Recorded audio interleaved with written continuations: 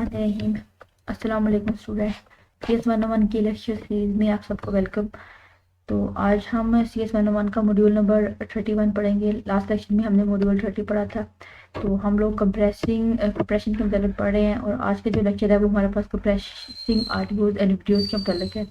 तो मैं आप लोगों को जो लेक्चर है ये मैं PPT स्लाइड से पढ़ा रही हूँ, लेकिन अगर आप लोगों को इस तरह समझ नहीं आती तो आप लोग मुझे कमेंट में बताएं, तो मैं आपको जो है हैंड आउट से भी पढ़ा सकती हूँ कि हैंड आउट में ऐसे चीज़ें होती हैं जिनकी जो है आप लोग को बेहतर तरीके से समझ आ सकती है। तो अगर आप लोग चाहते हैं कि मैं आपको हैंड आउट से पढ़ाऊँ तो मैं आप लोगों को वहाँ से भी पढ़ा सकती हूँ। तो स्टार्ट करते हैं आज का लेक्चर। आज का लेक्चर हमारा जो है ऑडियो और वीडियो को कंप्रेस करने के मतलब है। सबसे पहले जो है हम लोग पढ़ते हैं कि जो आजकल के ज़माने में सबसे ज़्यादा जो कॉमनली यूज स्टैंडर्ड है वीडियोज़ या ऑडियो को इनकोड करने का या फिर कंप्रेस करने का, वो किसने डेवलप किया था? वो मोशन पिक्चर एक्सपर्ट ग्रुप है एक, उसने जो है डेवलप किया था। और ये जो मोशन पिक्चर एक्सपर्ट ग्रुप है ये जो है ISO जो है इंटरनेशनल स्टैंडर्ड ऑर्गेनाइजेशन है, उसकी लीडरशिप के अंडर ये काम कर रहा था और उसने ये डेवलप किया था। तो इस वजह से जो है इस स्टैंडर्ड को जो MPEG के नाम से जाना जाता है, क्योंकि ये जो है मोशन पिक्चर एक्सपर्ट ग्रुप ने किया था, तो इसलिए इसको जो है MPEG के नाम से जाना जाता है।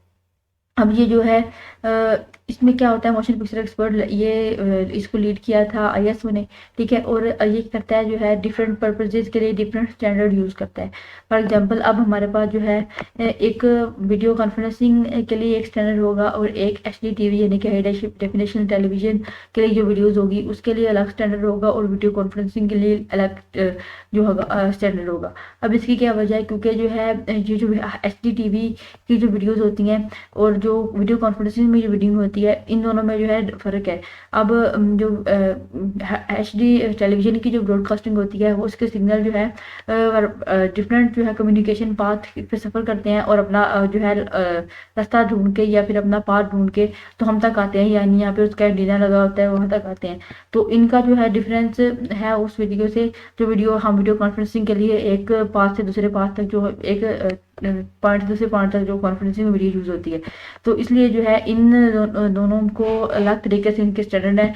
जो HD TV की जो स्टैंडर्ड है वीडियो को कंप्रेस करने के या फिर इनकोड करने के, वो डिफरेंट है वीडियो कॉन्फ्रेंसिंग से, ठीक है। और क्योंकि इनमें ये डिफरेंस इसलिए है कि दोनों में जो है वीडियो रिप्ले कैसी होती है या फिर वीडियो जो है स्किप कैसी होती है या हो सकती है या नहीं हो सकती, इन दोनों में फ़र्क है। तो अब ये कैसे किस टेक्निक के साथ ये कंप्रेस होती है या फिर इनकोड होते हैं, ये जो हमारे इस कोर्स में ये नहीं है। यह जो है बस हमें ये पता है कि इन दोनों में जो है हमें ये पता होना चाहिए कि इन दोनों में डिफरेंस है। तो अब जो है MPEG अब की जो टेक्निक है यानी MPEG की टेक्निक है, ये बिल्कुल जैसे हम JPEG की टेक्निक है उसी से रेलिवेंट है, ये उससे मिलती जुलती है। अब इसमें क्या होता है, इसमें जो हमारे पास वीडियो होती है उसको कंसिडर किया जाता है कि वो जो है एक सीक्वेंस ऑफ पिक्चर है। अब आप लोग वीडियो का अगर आप लोग देखें तो वीडियो भी पिक्चर्स का मजमूआ होती है, लेकिन उस पीछे जो है म्यूजिक लगा होता है या फिर साउंड लगा होता है, तो लेकिन वो होते सीक्वेंस ऑफ पिक्चर है। तो इसलिए इसमें क्या किया जाता है कि जो कुछ पिक्चर्स होती हैं हमारी वीडियो में, उन पिक्चर्स को जो है मुकम्मल तौर पे इनकोड कर लिया जाता है। और वो जिन पिक्चर को मुकम्मल तौर पे इनकोड किया जाता है उस पिक्चर को जो है उन पिक्चर्स को आई फ्रेम कहा जाता है। अब ये होता है कि जो एक आई फ्रेम का दूसरे आई फ्रेम के साथ जो भी आपस में डिफरेंस होता है वो डिफरेंस को जो है डिफरेंस को जो है ट्रांसफर कर दिया जाता है, इस पर स्टोर कर लिया जाता है। जैसे कि हम लोगों ने इससे जो है अब हमने पढ़ा हुआ था रिलेटिव इनकोडिंग टेक्निक में पढ़ा हुआ था कि जो है बजाय इसके कि हम वीडियो को स्टोर करें या फिर पिक्चर को स्टोर करें, हम लोग जो है उन दोनों पिक्चर्स के दरमियान जो डिफरेंस होता है उसको जो है स्टोर करते हैं। तो ये भी बिल्कुल उसी टेक्निक के तहत जो है MPEG टेक्निक में भी ये काम होता है कि जो है पिक्चर बिटवीन आई फ्रेम और encoded using relative encoding technique, ठीक है। तो ये पिक्चर्स के रेफरेंस को आपस में जो है स्टोर कर लेती है। तो बजाय इसके कि पिक्चर सेव करे वो उससे भी उसकी जो क्वालिटी में कमी आ जाती है और जो है उस कंप्रेशन भी हो जाती है, उसके साइज में भी कमी आ जाती है। अब इसके बाद हमारे पास जो है एक और एक MP4 होता है और एक MP3 होता है। तो जो वीडियो के लिए MP4 है और जो है ऑडियो के लिए MP3 है। और ये जो MP3 है इसको भी जो है MPEG ने ही जो है डेवलप किया था। और MP3 को जो है आप लोग ये भी कह सकते हो कि MPEG जो की जो लेयर 3 है वो MP3 के इक्वलेंट होती है, यानी कि MP3 को MPEG लेयर 3 भी कहा जाता है। अब MP3 की वर्किंग क्या चीज़ होती है हम ये पढ़ लेते हैं। अब MP3 की वर्किंग में जो MPEG जो ग्रुप था उसने ह्यूमन ईयर का जो एडवांटेज है वो निकाला था। अब जो हमारे इंसानी कान होता है, इंसानी कान की जो दो खसूसियात है उनको इस्तेमाल किया गया था, एक टेम्पोरल मास्किंग और एक फ्रीक्वेंसी मास्किंग। अब ये दो जो है हमारी खसूसियात कान की इस्तेमाल करते हुए इन्होंने जो है MP3 को जो है कंप्रेस किया या इनकोड किया। टेम्पोरल मास्किंग क्या क्या मतलब होता है कि जब भी हमारा इंसानी कान है, अगर आप लोगों ने नोट किया हो कभी, तो हम कोई भी कहीं ऊंचा साउंड सुनते हैं तो उसके बाद जो हमारे पास एक आहिस्ता साउंड हमें आता है, हमें वो साउंड सुनाई नहीं देता। तो टेम्पोरल मास्किंग में भी यही होता है कि जो है हम जो है थोड़ा सा ऊंचा साउंड सुन लेते हैं तो उसके बाद हम सॉफ्ट साउंड नहीं सुन सकते। तो टेम्पोरल मास्किंग में ये करते हैं कि जो हमारा सॉफ्ट साउंड होता है उसको वैसे स्किप कर देते हैं, वो तो क्योंकि हमें वैसे भी सुनाई नहीं देना होता। तो यहाँ पे कोई ऊंचा साउंड है तो उसके बाद में जो सॉफ्ट साउंड होता है उसको जो है वो स्किप कर देते हैं, उसको कंप्रेस कर देते हैं, तो उससे कोई फर्क नहीं पड़ता। और एक हमारे पास दूसरा जो कान का जो हमारी खसूसियत है फ्रिक्वेंसी मास्किंग, उसमें ये होता है कि एक फ्रिक्वेंसी पे जो हमारा साउंड होता है उसके बाद जो वो जो है दूसरे एक सॉफ्ट साउंड किसी और फ्रिक्वेंसी पे मौजूद सॉफ्ट साउंड को मास्क कर लेता है, जिससे जो है उनकी जो फ्रिक्वेंसी में उनकी फ्रिक्वेंसी में कमी हो जाती है और कंप्रेशन हो जाती है। फॉर एग्जाम्पल एक पॉइंट पे जो साउंड की फ्रिक्वेंसी है वो किसी दूसरे पॉइंट पे सॉफ्टवेयर साउंड की फ्रिक्वेंसी को मास्क कर देती है, तो इससे जो है हमारे MP3 में कंप्रेशन हो जाती है।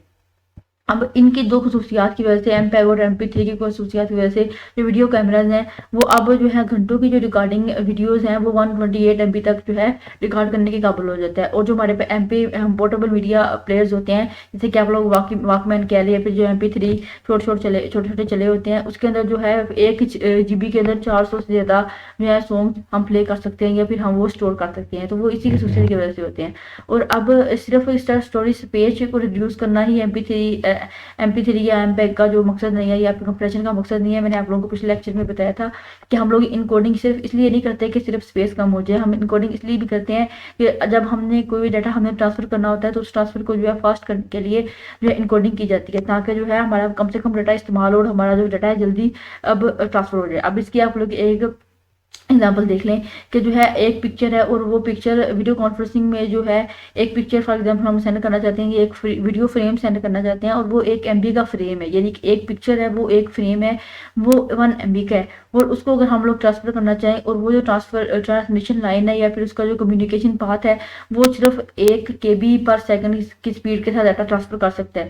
तो उसका मतलब तो यही है ना कि उसने 1 MB को सेंड करने के लिए उसे 1000 सेकंड लगेंगे, यानी कि एक KB में 1024 जो है 1 MB में 1024 KB होते हैं, तो 1024 KB लगेंगे 1 MB को ट्रांसफर करने के लिए, या 1024 सेकंड लगेंगे। तो अगर हमारे एक फ्रेम को सेंड करने के लिए इतना टाइम लग रहा है तो फिर हम वीडियो कॉन्फ्रेंसिंग वगैरह तो कभी भी नहीं कर सकते, ठीक है। और उसके बाद फिर जो है और अगर हमारे पास जो है अक्सर औकात इस तरह होता है कि ऑडियो ऑफ मतलब क्वालिटी ऑफ रिप्रोडक्शन जो है अलॉड होती है, लेकिन जो है उसकी लेकिन ज़्यादातर औकात में ये होता है कि हमें ट्रांसमिशन स्पीड ही चाहिए होती है, हमें जो है क्वालिटी की ज़रूरत नहीं होती। तो इसलिए उन सिस्टम में जो है कंप्रेशन करके जो है डाटा को ट्रांसफ़र कर लिया जाता है ताकि जो है टाइमली डाटा कम्युनिकेशन हो सके।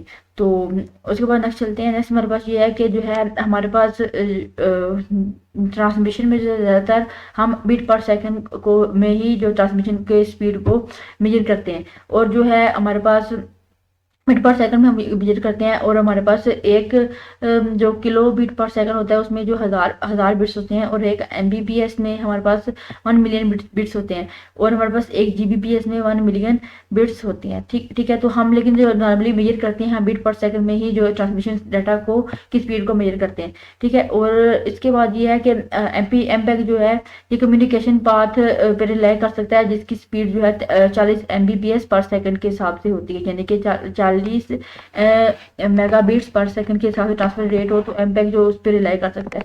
और जो MP3 के लिए जो भी ट्रांसफर स्पीड है वो 64 kbps की स्पीड, अगर हमारे पास ट्रांसमिशन लाइन है तो उस पर भी वो जो है उस पर भी रिलाई कर सकता है।